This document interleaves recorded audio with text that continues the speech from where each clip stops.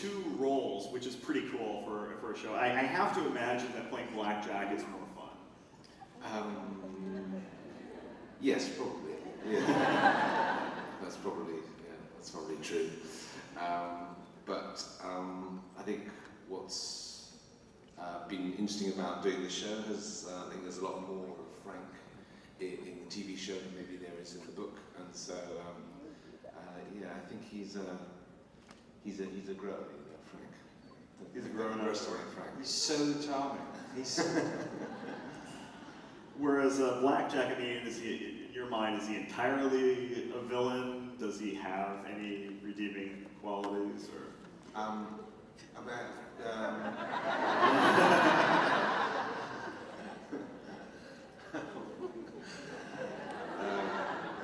He's a good singer.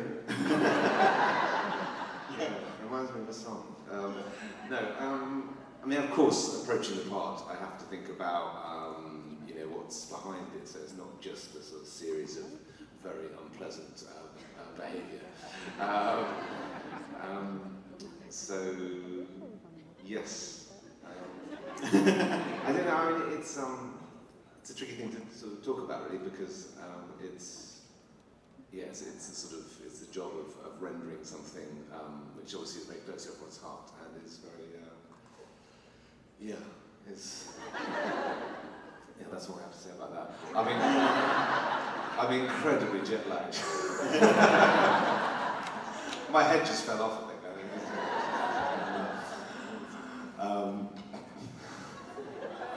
So Graham. Yes. I know we're just sort of in the process of being introduced to your character, but what can you say at this stage is really particularly unique about this role? Well, I think the best way to describe Dougal is that he is a complicated man. So he has personal feelings towards Claire, unfortunately not reciprocated in the way that he would like, but he has his duty towards the clan and his relationship with his brother, which is quite a political relationship, really. But I think his overarching responsibility, his personal loyalty, is to his country, and he is passionate about restoring the throne to the Stuart king, and that's his goal. And everything else, if it gets in the way, then he'll push that aside.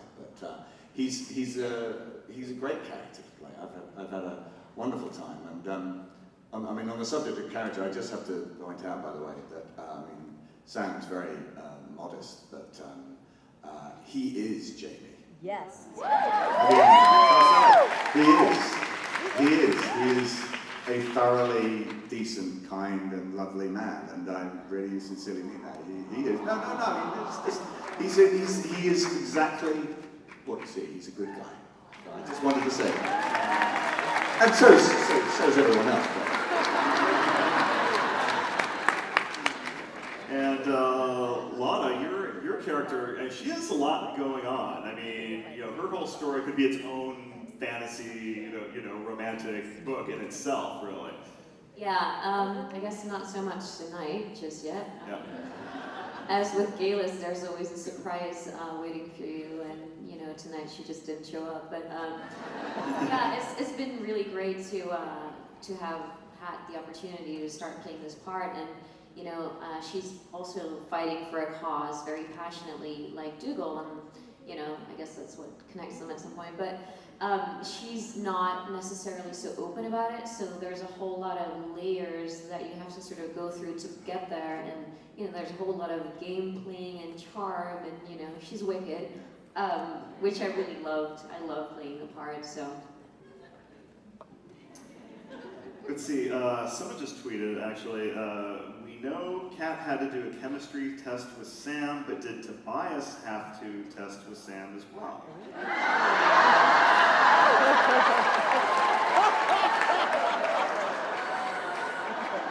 Those tapes have been sealed. There's a lot of chemistry there. So, Ron, how closely will the story follow the book and the books. You're planning on like hopefully like one book per season. I mean, like with like The Walking Dead and Game of Thrones, you have changes made, you have characters killed off that aren't killed. I mean, so how closely do you plan to follow, you think? Well, the plan is to be as faithful to the books as we can. I mean, that's the intention that we started with. You know, that's the intention that will continue. You know, the show has its own life, the show has its own, you know, story going forward, so you do make changes that then you're obligated to follow as those changes have reverberations down the line. But I think our intention is always to be true to the path that Diana's laid out for us, and when we make variation, then we try to bend it back, you know, one way or another, even if we can't bend it back right away. Eventually we'll try to bend it back in some other format, but yeah, that's the idea. And did you use like any real castles in terms of the production, or was it all sort of built in soundstage? Castle Leach is Castle Doune in Scotland. Castle Doune is where they shot Monty Python and the Holy Grail. Go there today, you can actually get coconuts in the gift shop. And there are people shouting lines from Holy Grail out above the rampart. And I trust that a year from now they will be like shouting lines from Outlander from the rampart. Another interesting choice.